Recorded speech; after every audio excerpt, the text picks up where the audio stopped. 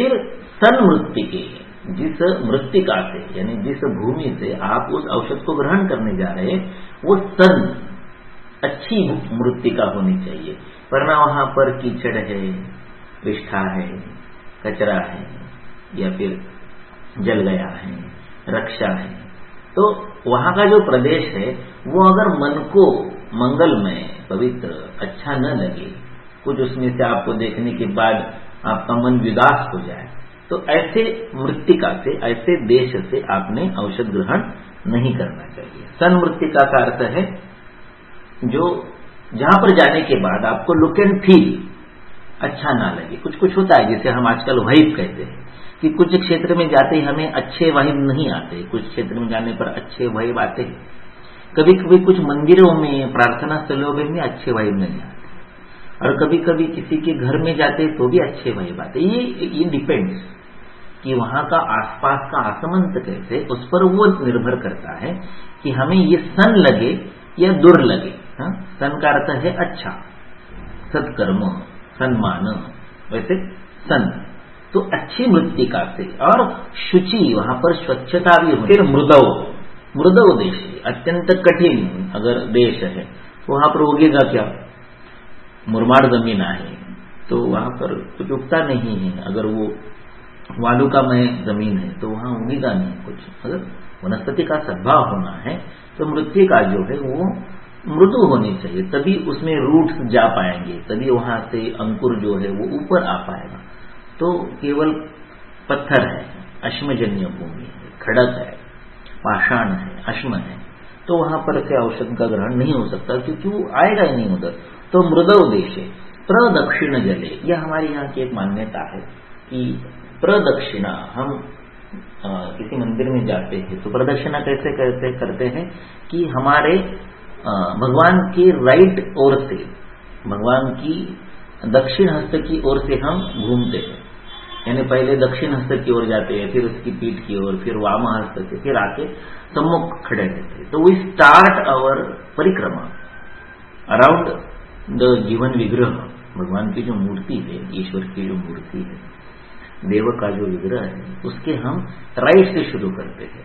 तो हम औषध की ओर अगर मुंह करके खड़ा रहे तो पानी का जो प्रवाह है, बहते पानी का प्रवाह, चाहे छोटा सा नहर हो, ओढ़ा हो या नदी हो, वो जो बहता प्रभाव है, बहता हुआ पानी जो है, उसकी जो दिशा है वो हम जब उसकी ओर मुंह करके खड़ा रहे तो वहां से जाने वाला पानी जो है वो उस औषध के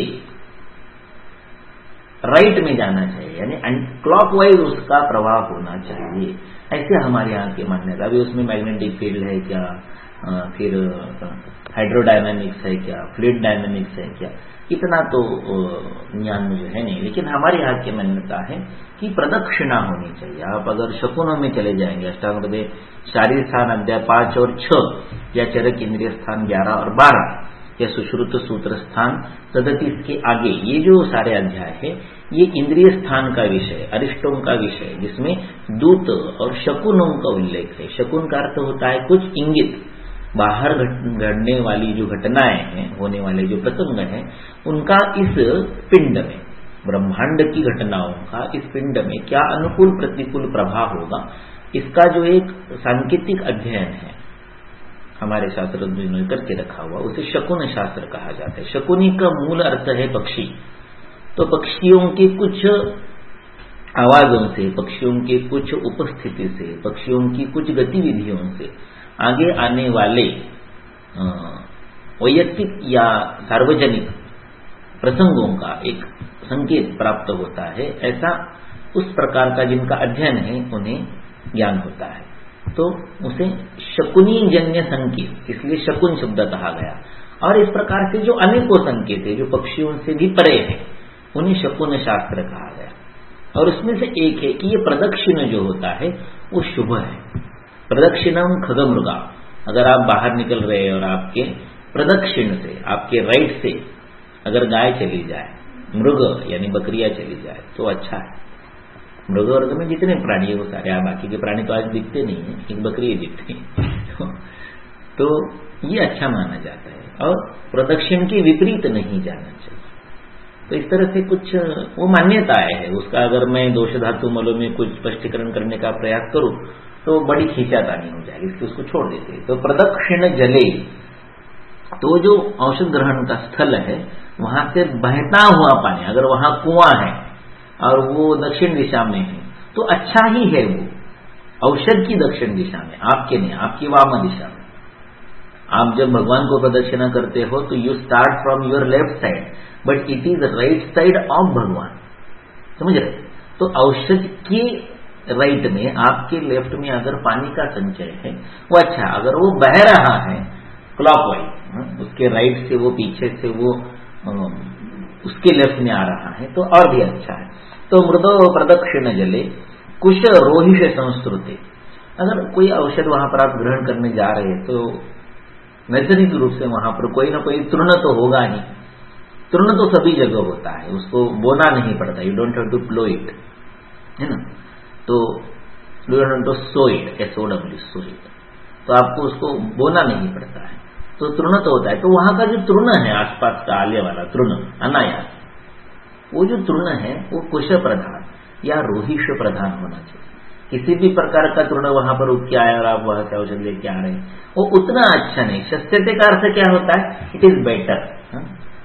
शस्यते का अर्थ होता है बेटर, शस्यते का अर्थ अस्थि नहीं होता है।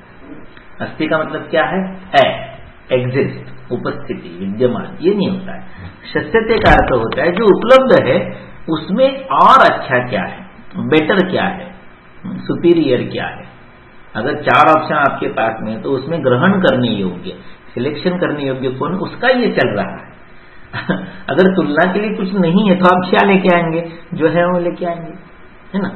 तो इसलिए ये शस्यता, प्रशंसा, एडमायरेशन, बेटरमेंट, सुपीरियर क्वालिटी, इसकी ये चर्चा हो रही है। उसमें ये बता रहे कि अगर तृण तो शब्द जगह होगा ही, आजकल नहीं होता, अलग बात है। आजकल बच्चों को मिट्टी नहीं दिखाई देती है कहीं पर भी, सभी जगह फर्श है, कंक्रीट है, टार है, डांबर है, पेवर ब्लॉक है, तो उनको मिट्टी ही बेचारों को दिखाई नहीं देता। हमारा पूरा बचपन ही मिट्टी में खेलने में चला गया। तो आजकल बच्चों को मिट्टी नहीं दिखाई देती है, मिट्टी नहीं है तो वहां उनको तृण कहां से दिखाई देगा। अभी तृण की फीलिंग के लिए वो कारपेट आता है आर्टिफिशियल, रोल किया हुआ, हर चीज आर्टिफिशियल होती जा रही है। अस्तु, तो कुश और रोहिष जैसे अच्छे तृण जो स्वयं औषधि तृण है, कुश का अर्थ होता है दर्भ। कुश का प्रयोग हमने देखा है कि रक्त बस्तियों में होता है। तो कुश और रोहिष ये भी एक प्रकार का औषधि तृण है, और जहां पर ऐसे औषधि तृणों की उपस्थिति है वहां का ग्राह्य औषध जो है वो निश्चित ही परिपूर्ण रसगुण संपत्ति युक्त होगा। इस दृष्टि से उन्होंने लिखा कि कुश रोहिष संस्तृते। संस्तृत का अर्थ क्या होता है? तृत इज टू कवर, तृत इज टू आच्छादन। अंथरुण हा शब्द आपण मराठीत बघतो। अंथरुण क्या है? तृत। तत, तत शब्द क्या है? एंड टू एंड जिसने कवर किया है। सतत, संतत, प्रतत, ये जो शब्द है ये तत का मतलब है एंड टू एंड कवरिंग। वैसे संस्तृत, तत का ये तद्धित हो गया, तृत। संतृत यानी भूमि का आच्छादन कुश और रोहिष ऐसे तृणों से जहां पर हुआ है वहां का आप भेषज ग्रहण करें। और क्या करें? अफान कृष्टे, जो आप औषध ग्रहण करने जा रहे हैं वो निसर्गतः स्वयंभू वहां पर निर्माण हुआ है, ऐसी स्थिति होनी चाहिए। आप लगा के आए हो 4 महीने पहले, 1 साल पहले, 3 साल पहले, 10 साल पहले, और आज आप वो ग्रहण करने जा रहे, ऐसा उनको अभिप्रेत नहीं है। सो फार्मिंग ऑफ मेडिसिन, ये जो आजकल की आवश्यकता है, आजकल का व्यवहार है, वो शास्त्र को अभिप्रेत नहीं है।